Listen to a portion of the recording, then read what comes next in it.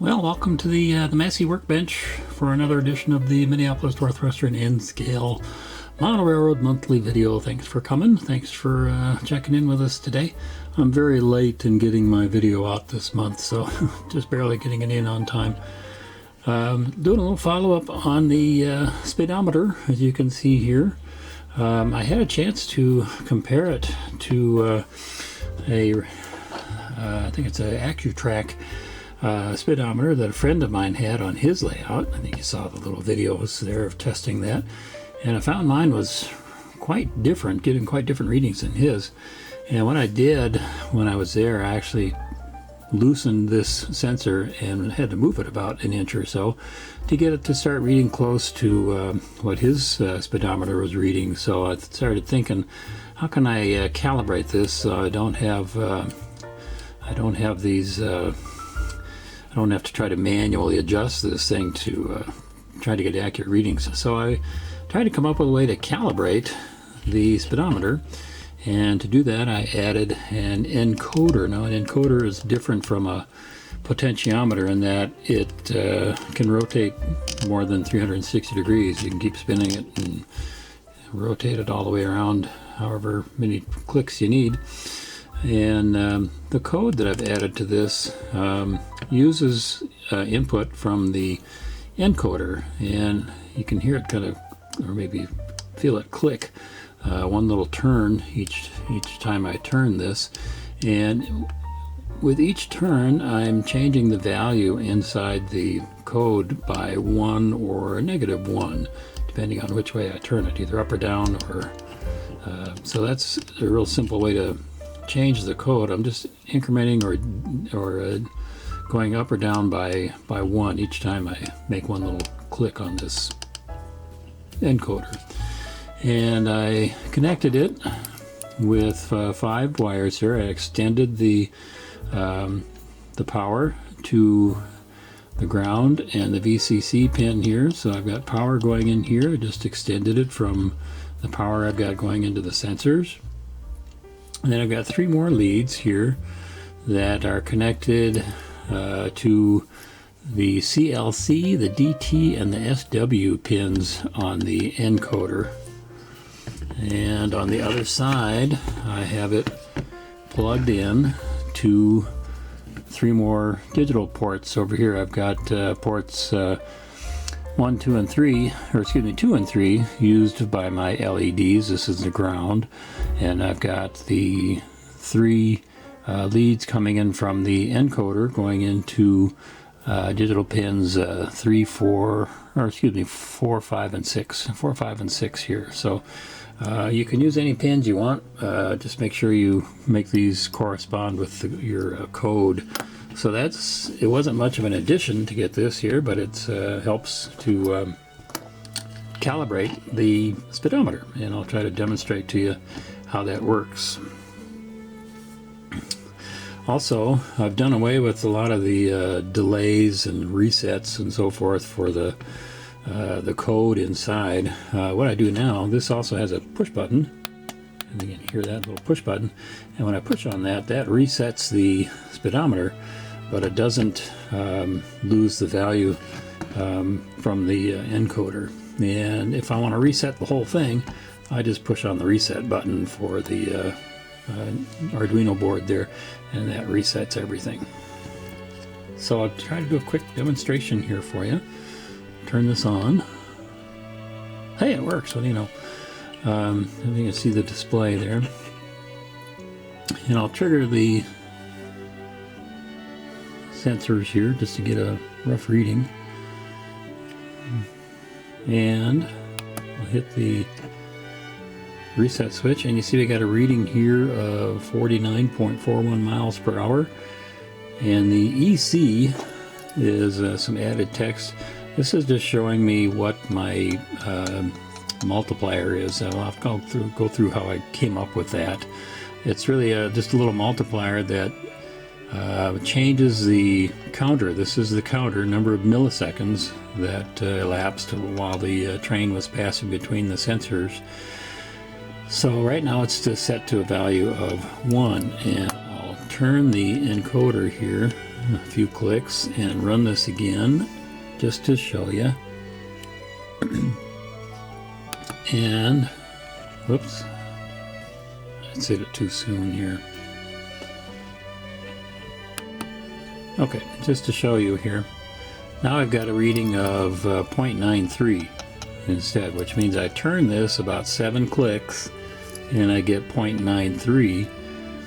This number is used to change the counter number in the equation for calculating the scale speed. So you can kind of think of this as a percentage. I'm going to multiply this counter number by this percent to calibrate the speed. And it's a little hard to see the difference here when I'm just doing this manually here and not really running a train through, because you're not getting consistent speeds here. Oh, still a little too sensitive here. Turn that down. There we go.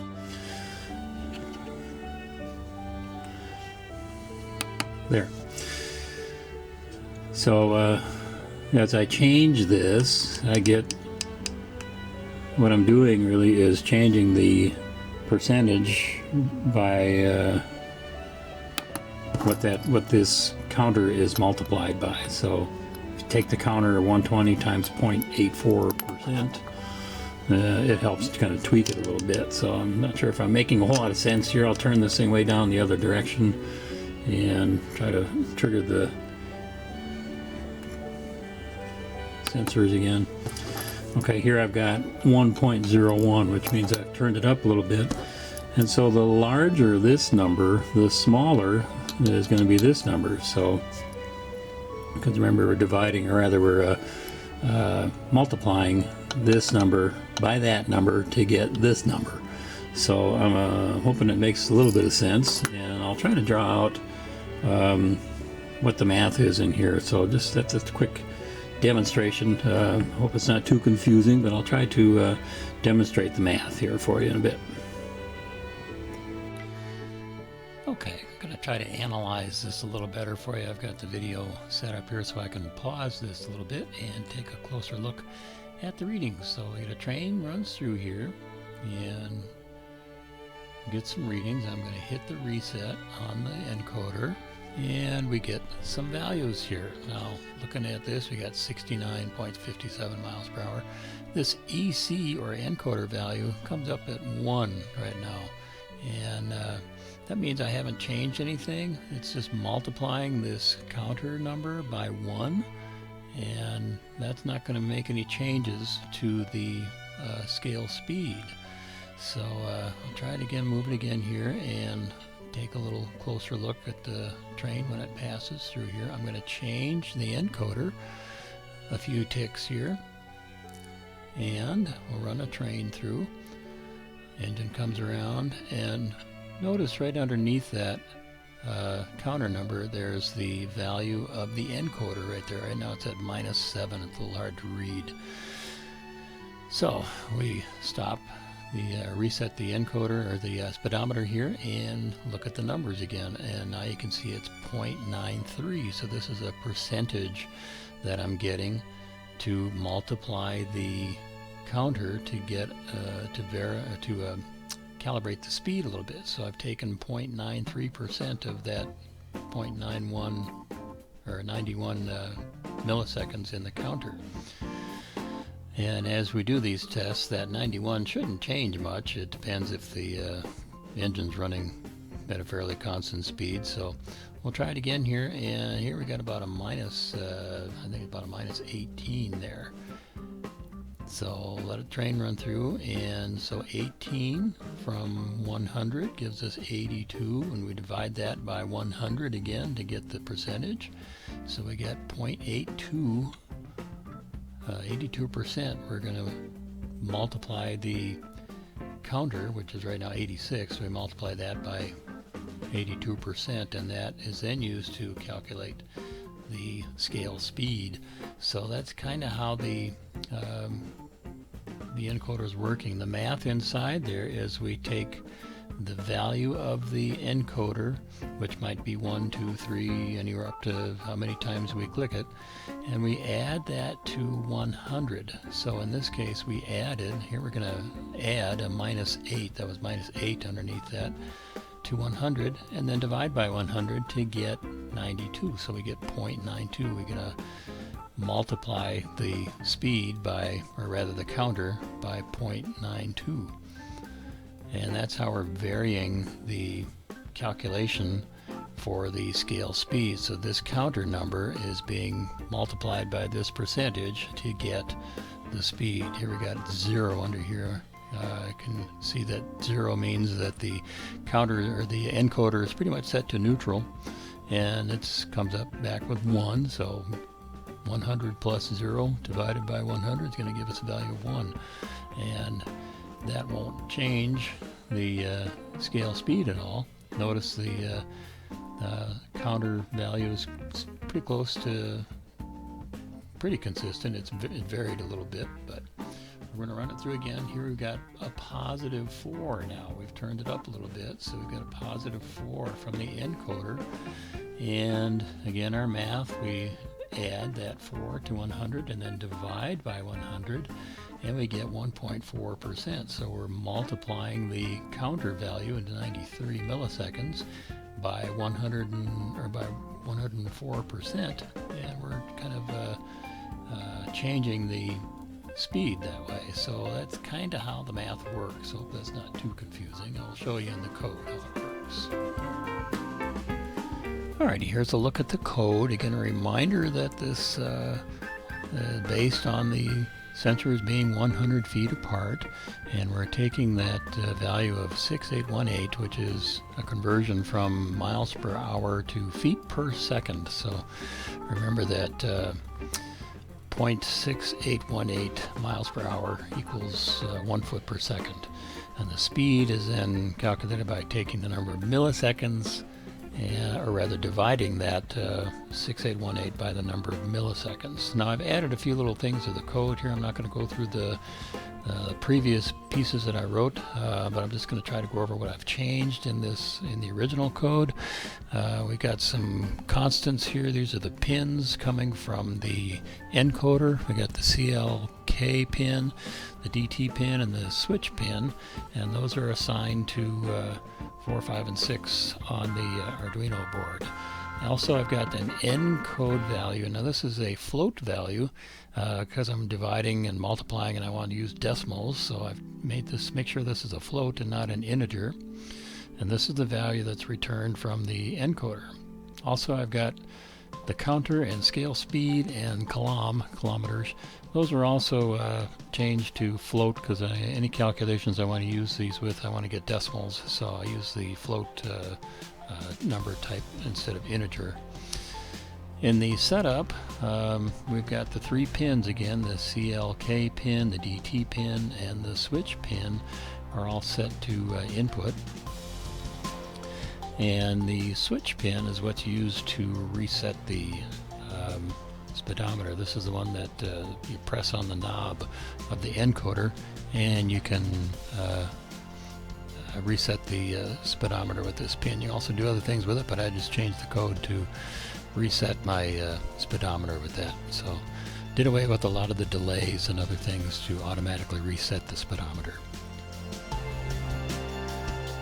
Okay, next we added this is code that I copied from an example. I did not write this little piece here, so this is we're setting an integer change to get the encoder turn. This returns a value for the encoder. Whenever the encoder has been changed or turned, it returns the value of encoder val. And we'll go down to the bottom of the code here and take a look at this, but I borrowed code from an example, so I did not write most of the encoder code. Here is the switch that resets the speedometer. So if you press on the knob of the encoder, it just triggers this value here. So we're going to look at the encoder turn procedure. I'll look down at the bottom here. way down at the bottom. Here we go. Again, this is not something I wrote. I borrowed this or copied it from an example. So to tell you the truth, I'm not quite sure how it works. I have to go through and look at it, so I'm not going to go into it in great detail, just to show you the code that I borrowed. And I'll put a link in the description below to the example that I used to how to use encoders. So this was borrowed. I did not write this little procedure. This is not my code. This is something I borrowed from an example, and as a result I'm not quite sure how it works, but this is basically the code that returns a value from the encoder. Whenever the knob is turned on the encoder, it's going to return a value, 1, 2, 3, whatever the value is, how many times you've turned it, whether it's clockwise or counterclockwise. It'll return a negative or a positive number for you. So back up here to the top, this encoder value is used pretty extensively throughout the code here for returning value from the encoder. So looking at that encoder value was set way up here. Just a reminder, that's where that float variable was set, way up at the top there. So it's kind of a global variable throughout the code. So this get encoder turn returns the value from the encoder. Okay, and then moving further down in the code, we get to the switch statements here. Added just a little bit to this procedure here, or this bit of text here. This is when one of the sensors is tripped. We increment the counter by 1, just counter plus 1, and then we clear the LCD display. We set the cursor and print the counter, and then we move down to the next line and print the value for the encoder value, and that's the little number that shows up while the counter is spinning between when the train's between the sensors, and it's the other number I tried to show on the video. It's a little hard to see it because the display is flashing so much. Okay, this is where we come down to calculating the speed, and again, tried to make this as clear as I can. We take the counter, which is the number of milliseconds, we multiply that by the value of the encoder plus 100 divided by 100. So if the value, say, is 2 from the encoder, we get 102 by adding the 2 together, and then divide by 100, and you get 1.02, which would be 102%. And that number is then used to calculate the scale speed. Now I had a few questions about my number here, this 6818. Okay, that 6818 is, remember, conversion from miles per hour to feet per second. And since we're using milliseconds in our calculations, we're just moving the decimals, so we're pretty much dividing feet per second by milliseconds, and that gives us our scale speed. And remember, that number, that counter, is being modified by the little equation there that we've talked about, adding 1 to the encoder value and then dividing by 100. So then we move down here and we're just printing out our information here on the LCD. And here's where I've changed the text a little bit. I've miles per hour and then EC equals, and then we print the encoder value plus 100 divided by 100, and we get that percentage that shows up on our display as a percentage, 1.2 or 0.98, whatever it happens to be. And then we go down the next line and we show the CT, and that's just followed by the counter, just to give us an idea of what the speed was, the time was. And that delay at the bottom there just helps to keep the display from flickering so much. And then we can hit the reset button on the encoder and get the speedometer to reset. But that little delay down there just helps to keep the display from flickering so much. And then again, we got the timeout code here. If it goes more than 20 seconds without getting a proper reading, I'll just time out. And there's the reset the speedometer code.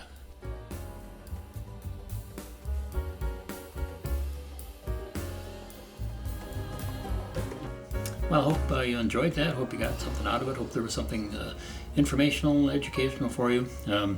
I'm very late in getting this video out this month. This is the November monthly video journal, and it's almost the end of November. I've had a hard time getting videos out on time lately. I thought once I retired I'd have a little more time, but no. I'm going to change formats here, and starting next year I'm going to publish videos on kind of an update basis rather than trying to do one once a month. There's lots of YouTube creators out there, model railroad people that manage to crank out all kinds of videos, and I don't know how they do it, so hats off to them.